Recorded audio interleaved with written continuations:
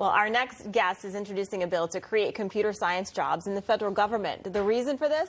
To boost the country's cyber capabilities following the rise of cyber attacks in the U.S., such as the Colonial Pipeline hacks, as well as others. Joining us now to discuss is Republican Congressman from California, Jay Obernolte. Sir, thank you so much for joining us.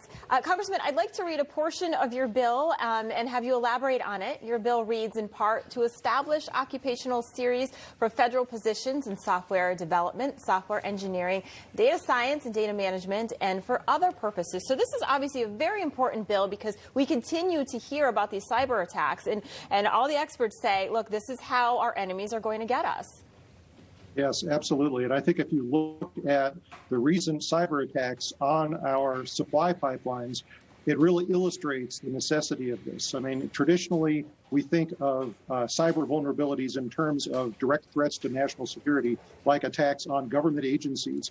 But in the case of the Colonial Pipeline and JBS meat processing, we're seeing attacks on our supply chain, so our energy infrastructure and our food infrastructure. So it's critically important that we establish career pathways for computer scientists in the federal government. And right now, there aren't occupational series for that. The only ways that those professionals get hired into federal employ is in direct research positions. So my bill will establish career pipelines for these important fields, as you say, such as artificial intelligence, data science, and that's really going to be critical to enhancing the federal government's ability to respond and predict attacks like this. We are seeing more and more cyber attacks, and some of them on our infrastructure. We've seen attacks on the Colonial Pipeline. We see them on our food supply. We've seen them on the internet.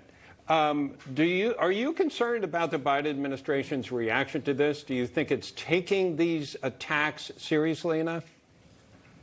I do think that they're taking them seriously, but I think that we as a government are not taking it seriously enough. We've had a series of hearings recently in the Science, Space, and Technology Committee in which we are considering the executive order that's been issued by the Biden administration to enhance the nation's cybersecurity. So I think we as a government are working through this issue of what needs to be done. It's nice to see that the Biden administration is on board with this, but I think that Congress has also an important role to play. And I think that we all have to come to the realization of just how vulnerable our society and our national security is to malicious foreign actors like the ones behind these attacks. Do you think, because we keep hearing that people are having trouble hiring people, do you think there's enough qualified candidates for these positions if they're created?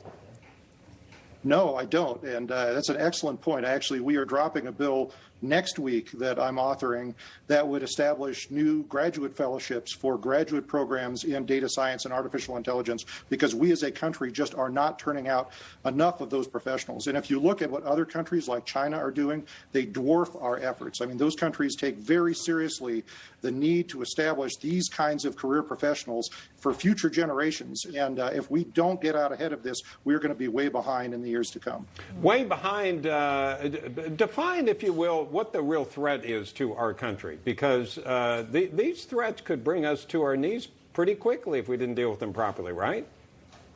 Certainly. And if you look at the Colonial Pipeline hack, I think is a great wake-up call for the entire country, because you saw that interrupt the flow of oil through that pipeline, and that had the effect of creating widespread shortages on the East Coast for gasoline. So, I mean, nothing really drives home how vulnerable our supply chains are than pulling up to your gas station to fill your car up and having them tell you that there is no fuel. And that's all traced back to one cyber attack on one pipeline. Imagine what would happen if that were to become widespread. We cannot allow that vulnerability to exist in our supply chain pipelines. It's vital to our national security. Yeah, we keep hearing about these attacks on hospitals and other places. Do you think that, what's the timeline? So if everything goes accordingly, when are we going to have these jobs and have people in place? Well, I mean, it's going to require a multifaceted approach to solving the problem. So there's the low-hanging fruit that we can pick right now, and I think the Biden administration is touching on some of that with their executive order.